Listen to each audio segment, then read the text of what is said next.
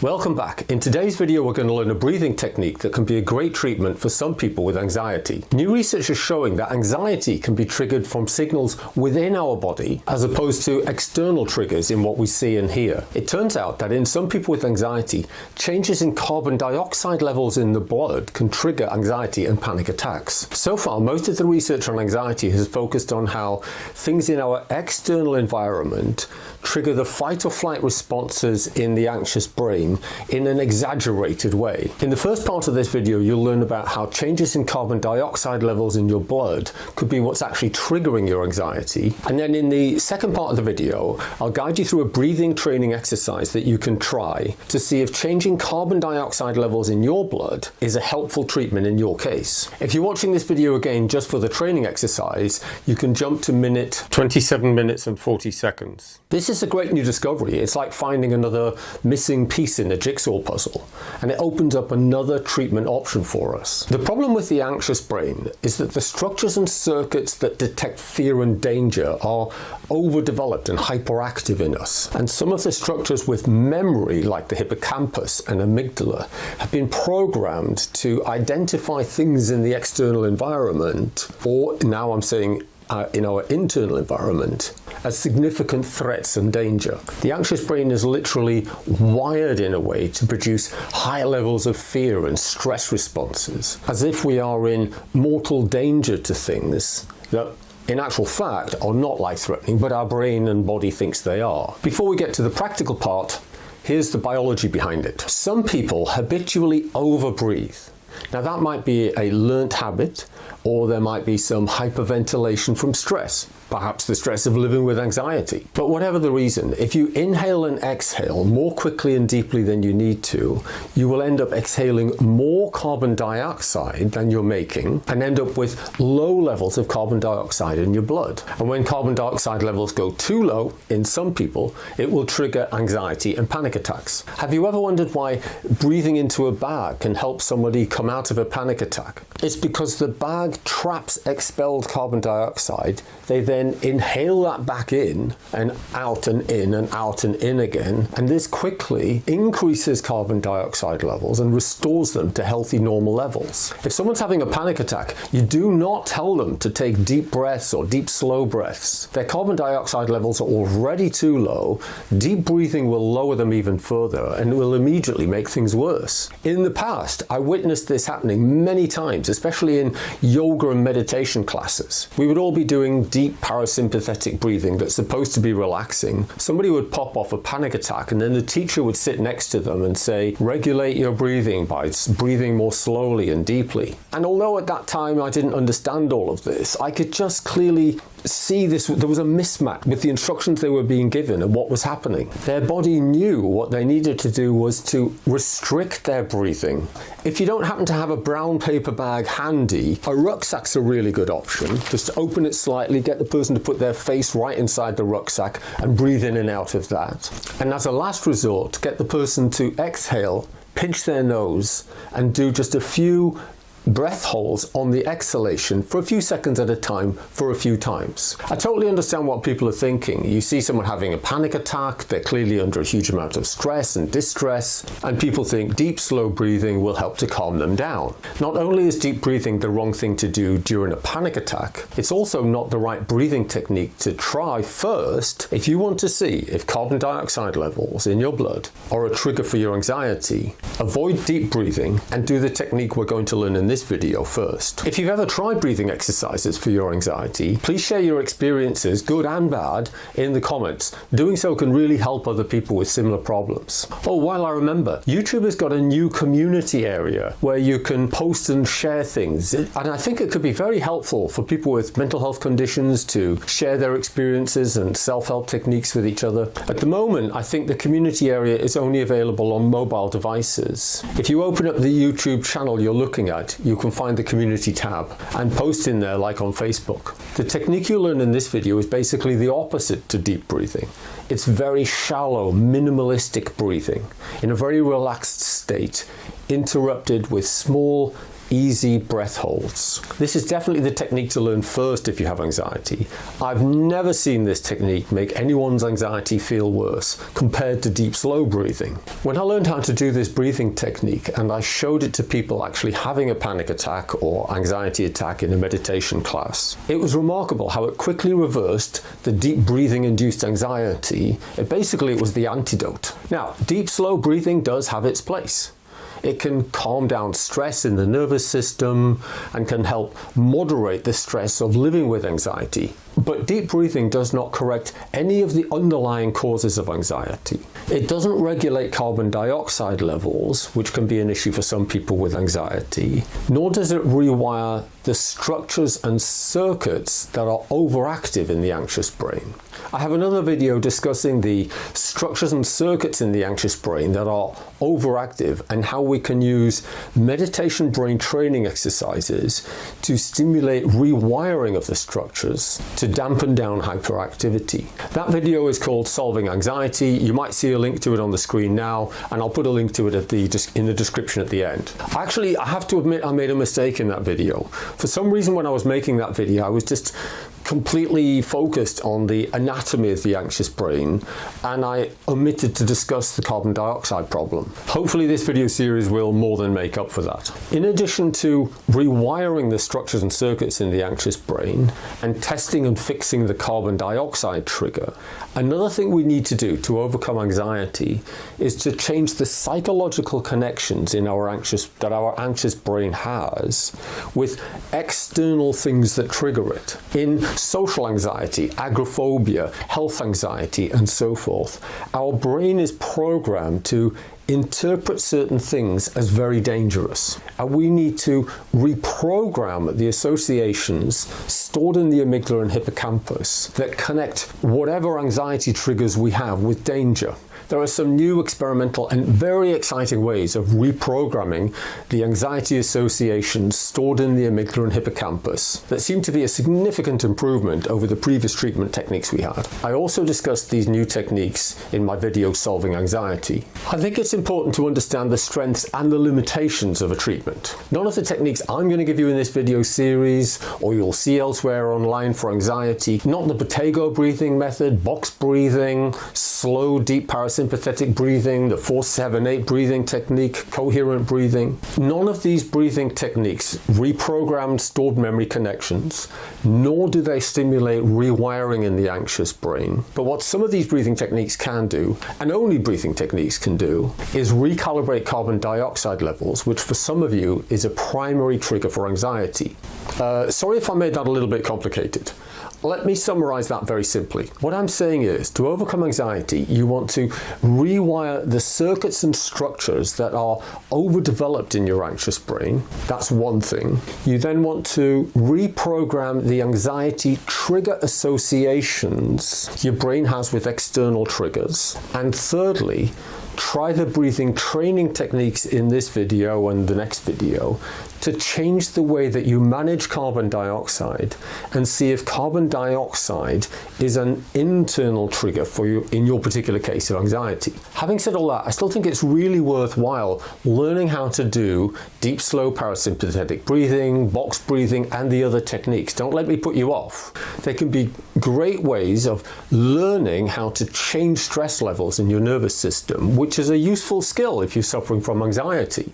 But if you don't know if parasympathetic deep breathing or box breathing is actually going to accentuate your anxiety, you're going to want to learn the antidote first. So the best breathing technique for people with low carbon dioxide induced anxiety is called the Buteyko breathing method. And just to give you some reassurance, because I know many of you with anxiety, particularly health anxiety, will be actually afraid to try new things. If you ever experience any increase in your anxiety from any breathing technique, the effects will wear off naturally within 5 to 20 minutes, even if you didn't do anything. Before actually doing the technique, let me explain the biology behind it. As I've already said, some people habitually overbreathe, resulting in low levels of carbon dioxide. Now this is where it gets a little bit complicated.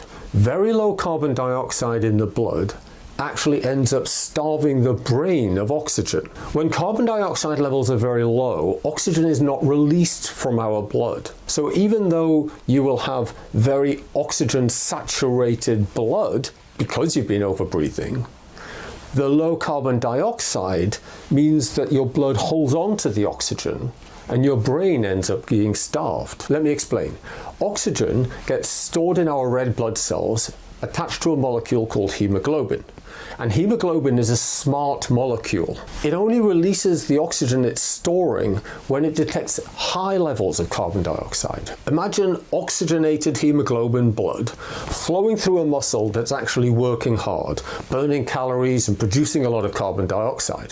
The smart hemoglobin molecule responds to the high carbon dioxide right there in that actual muscle and releases the oxygen exactly where it's needed. For those of you who'd like to read up on the biology of that, look up the Bohr effect, B-O-H-R. In this brain scan, we can clearly see diminished activity in the image on the right.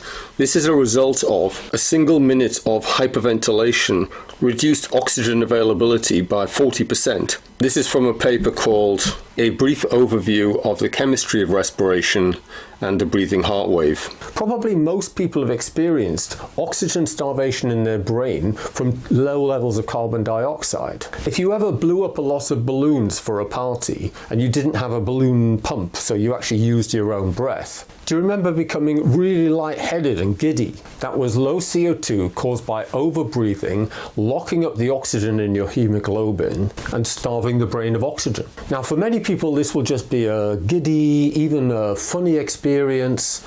But to some individuals, this oxygen starvation triggers extreme stress responses, like they're being choked or drowning, suffocated. It will induce really strong primordial fear. Their heart rate will massively accelerate to try to pump more blood and oxygen to the brain.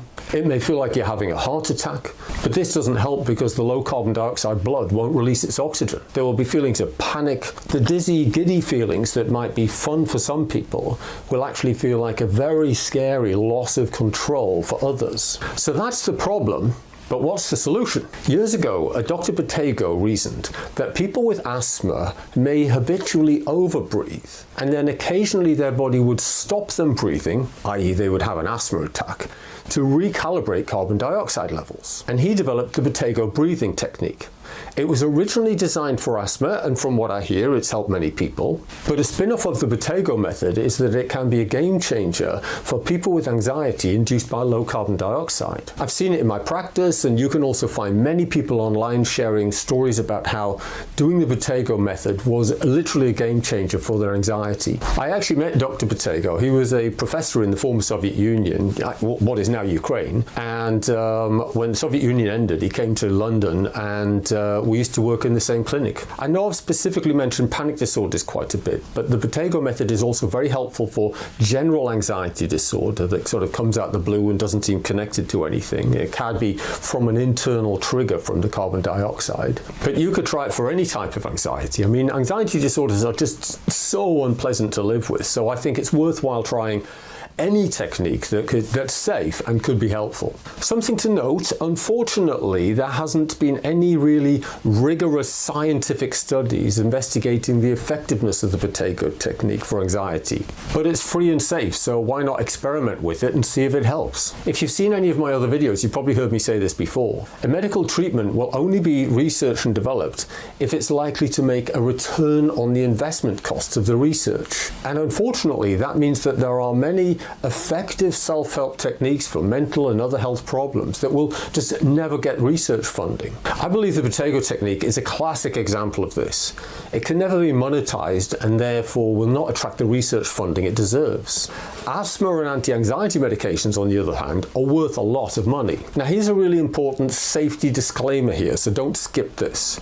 If you've got high blood pressure, cardiovascular disease, or if you're pregnant, I have to say you should consult with your physician before attempting any of the breathing techniques or any of the other natural self-help techniques you see on my YouTube channel. Having said that, the Buteyko breathing technique is actually very gentle, very relaxing, and probably totally safe. The goal is to get this technique to permanently change the way that you breathe. To do that, you're going to need to do 2 20-minute sessions or 3 15-minute sessions a day for at least 6 and ideally 12 weeks. Fortunately, you can work out quite quickly, certainly within a couple of weeks, if it's working for you and therefore worth committing to the rest of the time. When you start learning the technique, and for the first few weeks, you need to be doing nothing else at the same time. But as you become more skilled, you could do it at the same time as, say, watching television or sitting in a meeting. In fact, this is exactly what you want to do to train yourself to breathe like this all the time in everyday situations. If you do experience benefits within the first few weeks, then carry on with the full 6 to 12 week program. Then after that, I recommend following on with a specific meditation brain training exercise I've developed for rewiring the anxious brain. If the Buteyko method isn't helping you within a couple of weeks, try the other breathing exercises in this video series that work on carbon dioxide levels. And if neither the Buteyko or the other breathing techniques that change carbon dioxide levels are beneficial to you, then I would say that carbon dioxide is not a trigger for anxiety in your case, and you should just move on to explore other treatment options. The next anti-anxiety phase I recommend moving on to is to stimulate rewiring, neuroplastic rewiring of the structures and circuits involved in anxiety that are hyperactive in the anxious brain. And we can do that with meditation brain training exercises. You can change the shape of the brain in the same sort of way that you can use physical exercises and strength training to reshape muscles. Not only can we strengthen weak systems in the anxious brain, but we can also dial down the reactivity in overactive systems of the brain, like the amygdala and the default mode network. Just like with the breathing, you have to put in a lot of hours, say 30 minutes a day for 100 days. That's about 3 months of work. But there's a really good return on the investment. You can typically expect about a third reduction in the intensity of your anxiety, and the effects last pretty much permanently. And this paves the way for the final step, which is assisted exposure therapy desensitization. Very briefly, exposure therapy desensitization means deliberately exposing yourself in simple little baby steps to the things that you're afraid of, so that the connections in the hippocampus and the amygdala that see these things as very dangerous no longer sees these things as very dangerous. Exposure therapy has actually been around for decades, but there's a new really exciting experimental way of doing it where you take substances to either artificially induce a state of calm and relaxation before doing the exposure or after the exposure when you sleep, and consolidate the new experiences into your memory banks. This modified version of exposure therapy appears to be producing phenomenal results. I talked more about this in the video I made called Solving Anxiety. By the way, if you're somebody who's already done deep breathing and hyperventilation techniques and it didn't negatively affect your anxiety, you're probably not going to get very much out of Buteyko. Still worth trying, but you might do better with some of the other breathing techniques. I personally lived with anxiety from childhood through to my 50s, but my anxiety was very situational. It only happened when I was either speaking in groups or in social situations. Social anxiety, fear of public speaking, even talking in a small group of friends was terrifying and horribly stressful to me. Despite the anxiety negatively affecting my social and professional life, I largely ignored it because I could avoid it. But what I couldn't avoid, because it wasn't situational, was the bipolar disorder I had. So I spent most of my life actually battling bipolar disorder. Within a few years of working out how to put my bipolar disorder into remission and keep it there, I then set about overcoming my anxiety disorder. It took me about 2.5 years to reduce it to the point where it no longer inhibits any aspect of my life. I'm still vaguely aware of some kind of stress in the background in certain situations, including actually this situation right here. As soon as I put the camera on and start filming, I feel like I'm speaking to a large group of people. When I first started making videos, as soon as I put the camera on, I could barely speak. I could hardly remember my own name, the lack of oxygen in my frontal lobes. With what I now know about treating anxiety, I think I could probably take the 2.5 years it took me to reduce my anxiety down to maybe a year and a half, maybe even a year. I was actually thinking of making a video explaining how anxiety affected my life and how I eventually overcame it. Let me know in the comments if that's something that you would be interested in seeing. If any of you wanted to blog or record your experiences trying these techniques and then sort of give updates and share your experiences, good and bad, in the community tab, that could be incredibly helpful for other people. I believe it's possible to significantly reduce anxiety, if not completely overcome it, using natural self-help techniques. But there are no quick fixes. There are no magic supplements, just like there are no great drug treatments. It might surprise you to hear, but over the years I have met a few people that had really good results treating their anxiety with antidepressants and benzodiazepines. And very surprisingly, these people didn't have any significant side effects or withdrawal after effects when they discontinued. However, I've met a lot of people that either didn't get much benefit from these drugs, or the benefit wore off over time as their brain habituated to them. And then a lot of people had horrendous withdrawal reactions when they eventually came off the drug. Benzodiazepines are infamous for causing really severe anxiety and other symptoms when you try to discontinue them. If you want to learn more about how you could use natural therapies to assist benzo withdrawal or antidepressant withdrawal, I made a couple of videos on those subjects. I'll put the link in the description at the end. Before we get to the breathing training part, let me just quickly say one more really important thing. Mental health conditions are complicated. They're not just one thing. The brain is complicated. And if you want to give yourself the best chance of recovery from any mental health condition, don't just put all your eggs in one basket. If you think about what I've been saying today, do the breathing training techniques to see if carbon dioxide is involved. Use meditation brain training exercises to rewire different structures and circuits in the brain. Do exposure therapy desensitization. Diet, exercise, supplements. Use a multi-pronged approach to give yourself the best chance of success. If you feel you're getting a benefit from this video, can I ask you for a thumbs up and a hype if you know what that is? Okay, so how do we do the Buteyko breathing technique? Let me draw you a diagram.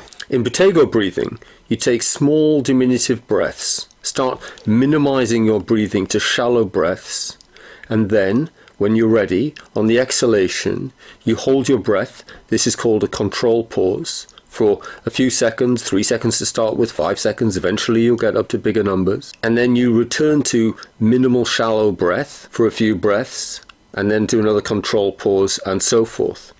If you hold your breath for too long, what'll happen is, if you make the control pause too long, then afterwards you'll notice you need to take really big breaths to catch up. If that's happening to you, you're doing it wrong. When I do it myself, first of all, I just breathe minimally, and then as I get used to it, I'll make my breaths even smaller and smaller and smaller. So I'm barely just breathing, already feeling a little bit of air hunger, and then just gently hold out for a few seconds, and then return back to really shallow breath, and then hold out. Hold my breath again on the exhalation. What I'm doing throughout here is I'm riding the edge of what you call air hunger, that feeling that you need to breathe. Not too strong, just ride along the edge of it. Now, we're going to do a beginner's level session. This is what you do in the first week. You want to make the control pause no more than 5 seconds. But in the coming weeks, you'll be able to naturally make the control pause longer. And if your anxiety is negatively affected by low carbon dioxide, then the longer the control pause, the better you'll feel. But, do not push yourself. Be patient and let the length of the control pause adjust and increase naturally. In the future, you may get up to 30 or even 40 seconds, believe it or not. But in the beginning, that may feel quite impossible. Remember, this is not a breath-holding competition or exercise. I'm sure many of you could easily hold your breath for 30 seconds or a minute, But then you wouldn't be doing Buteyko, because after having held your breath for 30 seconds or a minute, firstly you'd be putting the body under a lot of stress, and then secondly your breathing would not return to normal. You would have to hyperventilate after you'd held your breath. That's a different technique. So start with just 5 seconds for the first week, and then maybe you could increase it to 7 or 8 seconds in the second week, and then possibly 10 or 12 in the third week, and so on and so forth. Interestingly, many people get stuck and just hit a wall at about the 20-second mark. If this happens to you, what you probably need to do to lengthen the control pause is improve other aspects of your health, doing things like cardiovascular exercise, losing weight if you've got a high BMI, improving your diet, etc. In the Buteyko control pause or breath hold, you never go beyond a mild feeling of air hunger. As soon as you get that mild feeling of air hunger, start breathing again. The feeling of air hunger might persist actually for a few breaths, and that's okay. But if you have to hyperventilate to catch up, you're doing it wrong. Buteyko breathing is very relaxing, calm. You're not putting the body under stress at all. The techniques in the next video deliberately put the body into therapeutic stress, into breath holds. This can train and condition the body to be more resilient to higher levels of carbon dioxide. That might not make sense right now, but I'll explain it in the next video. One more important thing to say before we do the exercise. I'm going to set the pace, but unfortunately my pace, the pace I set rather, might not exactly fit you. Different people have different size lungs, different breathing rhythms and so forth. So if it turns out that I'm saying exhale and hold when you're right in the middle of inhaling, then we are out of sync. And there are two ways to resolve this. One is that once you've listened to the guided instructions a few times, you don't need to listen to it anymore, and you can actually do it by yourself without any guided instructions, and go at your own natural pace. Alternatively, if you really like having audible guided instructions, I'll put some links at the end of other people guiding you through the technique, and see if their pace matches your natural breathing pattern better than the pace I'm giving you. But don't forget, your control pause will naturally get longer. You want it to get longer, and so you will outgrow my instructions or anybody else's audio instructions, and then simply have to do it by yourself. During the exercise, you can have your eyes open or closed, try both for a while, and see whichever one reduces your anxiety the most. And there's no pressure here to keep up or do it perfectly.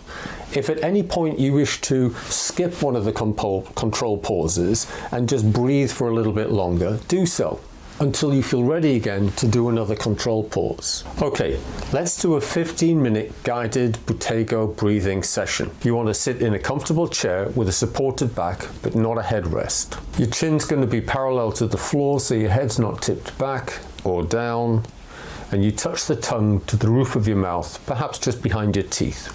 Keep your mouth closed at all times. Okay, let's do the Buteyko breathing together. Sit in a comfortable chair with your back supported but no headrest.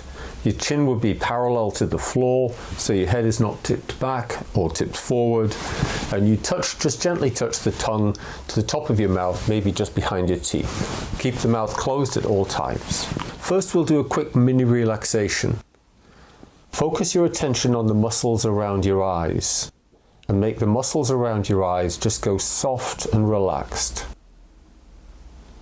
Then bring your attention down to your jaw, the jaw muscles. Relax them. Your teeth may just slightly separate, but your lips still stay closed. Then focus your attention onto your tongue. At this point, maybe your tongue will retract and not touch the top of the mouth. We can put it back later. Bring your attention down to your throat, the swallowing muscles. Relax the throat, let the throat open up. Then relax the breathing muscles, which is the shoulders, the chest, and the stomach. You don't want to be changing your breathing at this point in time. Now focus your attention on your hands. Any tension gripping the hands, imagine the hands ungripping.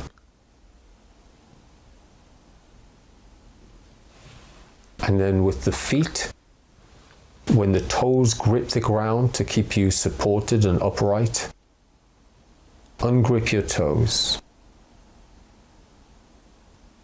Now change your focus to your breathing, and instead of making it deeper, actually make it shallower. As you're relaxed, you don't need to breathe so much, so you can shrink the size or the volume of your breaths. No drama, no stress, just very relaxed, minimal breathing.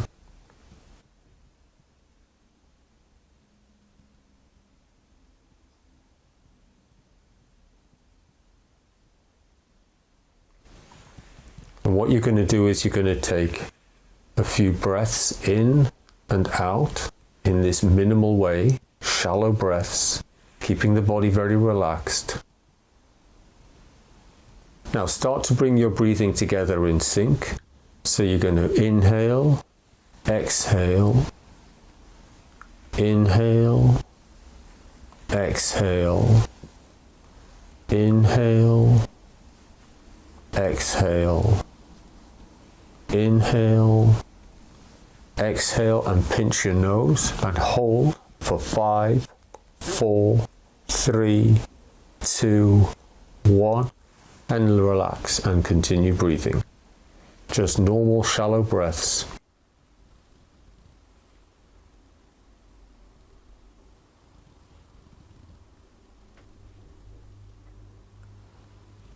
You can do this for about 10 seconds or 20 seconds till you feel ready to make the next breath hold. We're going to inhale, exhale. Next time, inhale, exhale, and hold for 5, 4, 3, 2, 1, and relax and continue breathing.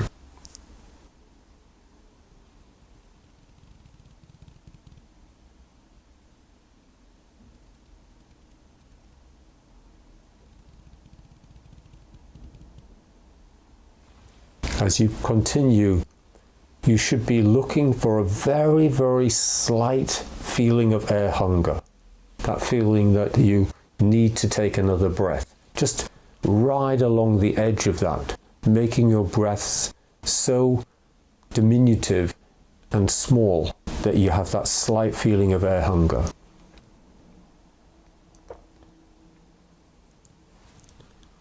Coming up again, inhale, exhale, inhale, exhale, inhale. On the next one, we're going to exhale and hold for 5, 4, 3, 2, 1, and continue.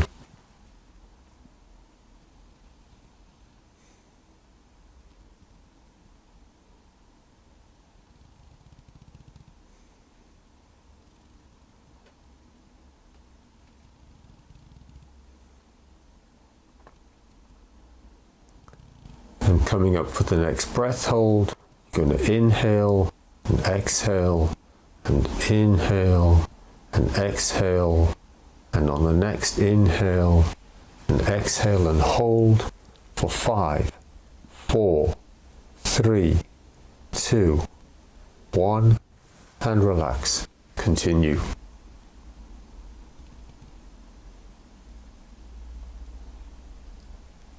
As you progress, you could make the breaths even shallower now. You should be beginning to get really used to it.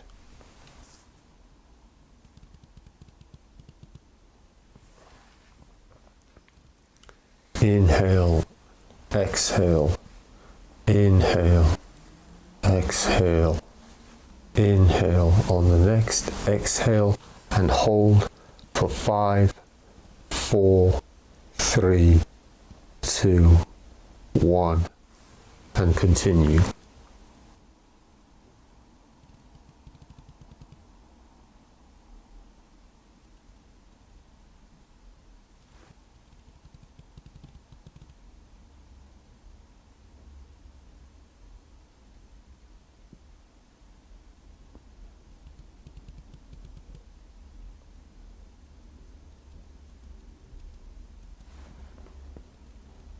And again, inhale, exhale, inhale, exhale, inhale, exhale. On the next one, inhale, exhale and hold.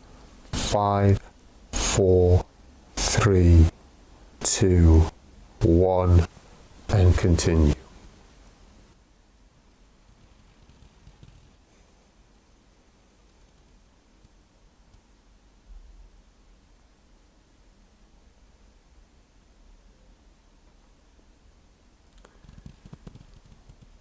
You may keep the lungs almost empty, just minimal tidal breath in and out.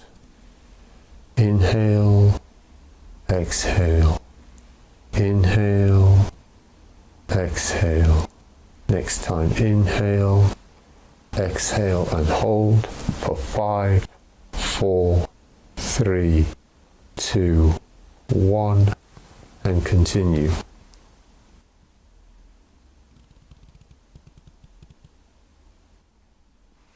Anytime you need to, you just miss out a control pause. Breathe all the way through it.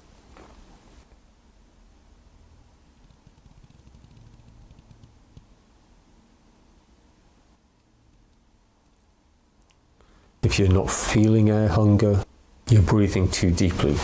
Make it even shallower.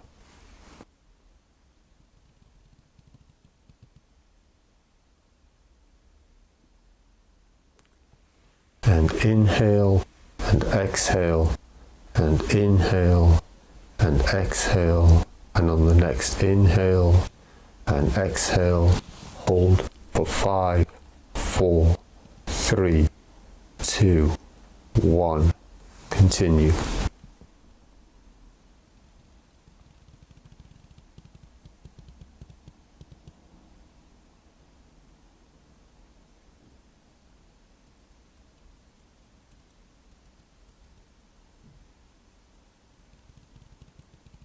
We'll go again. Inhale, exhale, inhale, exhale. Next time, inhale, exhale, hold for 5, 4, 3, 2, 1. Continue.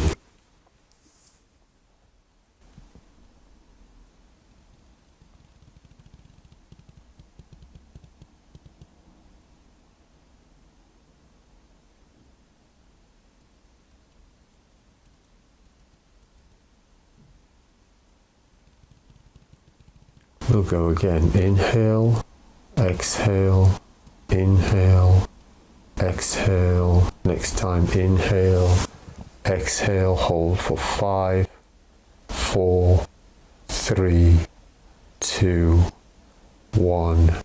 Continue.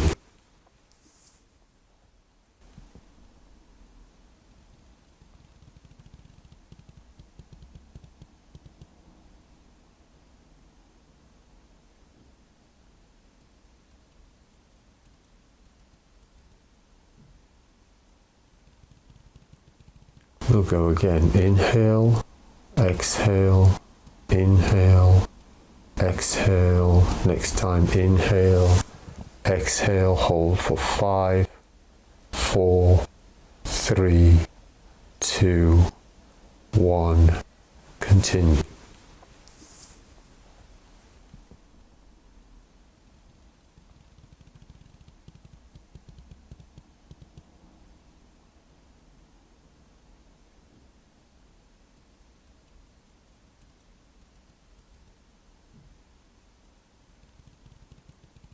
We'll go again. Inhale, exhale, inhale, exhale. Next time, inhale, exhale, hold for 5, 4, 3, 2, 1.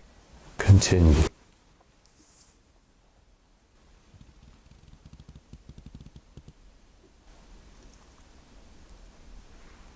Just to see what it would be like, the next time we'll do 7 seconds breath hold. If it's too much, don't. So, inhale, exhale, inhale, exhale, inhale, exhale. On the next one, inhale, exhale, 4, hold for 7, 6, 5, 4, 3, 2, 1, and return to normal breathing, shallow breathing.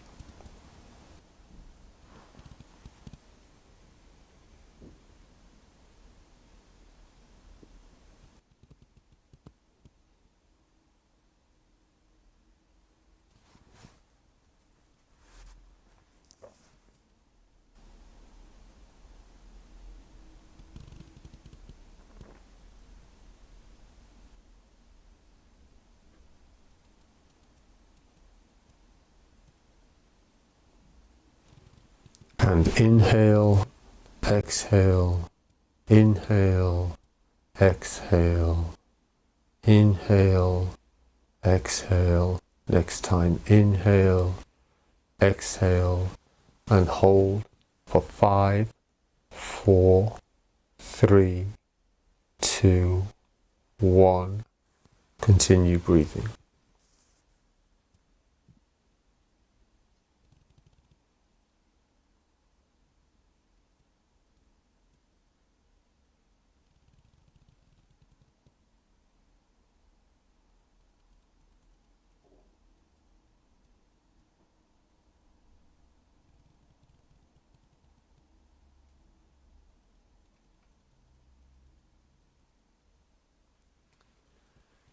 Inhale, exhale, inhale, exhale, inhale, exhale. Next time, inhale, exhale for 5, 4, 3, 2, 1, and continue.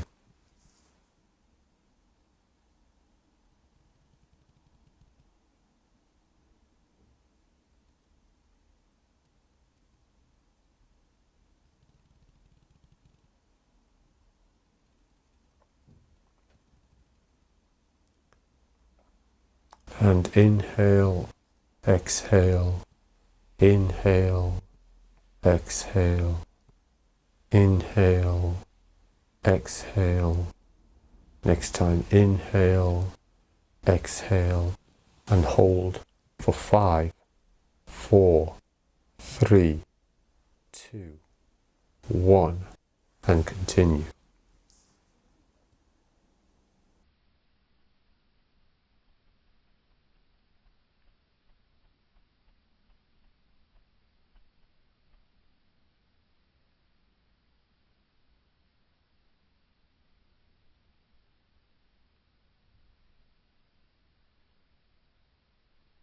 Okay, now for the last control pause, breath hold. We'll end on a 7 seconds. So, inhale, exhale, inhale, exhale, inhale, exhale, inhale. Next time, exhale, and hold for 7, 6, 5, 4, 3, 2, 1, and relax. That's it, well done. Take a moment to notice how you feel. Practice that every day in 2 or 3 sessions, about 40 to 45 minutes in total. Practice like that for a week. If you feel it's having a positive effect on your anxiety, continue with it doing 2 20-minute sessions a day or 3 15-minute sessions a day for at least 6 to 8 weeks, ideally 12, before moving on to the next breathing techniques in this video series and or the TPN meditation. If after a couple of weeks it's not making any difference, try some of the other breathing techniques and or move on directly to the TPN meditation. I wish you every success with your recovery. Please share your experiences with these techniques. You can find more free information about the multi-pronged treatment approaches I use in my practice, in my other videos, and on my website, balancingbrainchemistry.co.uk. That website's a bit old now. I'm going to be making a new one. Or if you'd like my professional help putting all of this together, I work as a functional medicine practitioner, specializing exclusively in the treatment of brain and mental health conditions. I do one-to-one consultations online. What you get from an appointment is an individual program of breathing exercises, meditation brain training exercises, dietary advice, and a prescription of supplements. I've developed a meditation brain training exercise specifically for the treatment of anxiety. It's what I call the TPN meditation. The purpose is to give a workout to the structures in this TPN or task positive network that we want to strengthen in the anxious brain to counterbalance the overactive, ruminating, worrying default mode network. In the future, I'll make that meditation technique available as a course you can buy online, but at the moment it's only available as part of my consultations. The other thing you get from a consultation is a prescription of specific supplements designed to stimulate neuroplasticity and increase the brain's ability to grow new connections and change. In the same way that people take stacks of supplements to boost growth factors, muscle growth factors, human growth hormone, testosterone, and so forth, when they're doing strength training to enhance the effects of the strength training to grow muscle. We can do the same thing in the brain. We can take supplements that boost chemicals like BDNF and other neurotrophic factors that enhance the effects of the brain training exercises to affect structural changes in the brain. The first appointment lasts about 2 hours and costs £150 or $200. If you'd like to book an appointment, just type calendly.com Peter Smith UK into your web browser, pick a time, go through the payment process, and I'll see you there. Bye for now.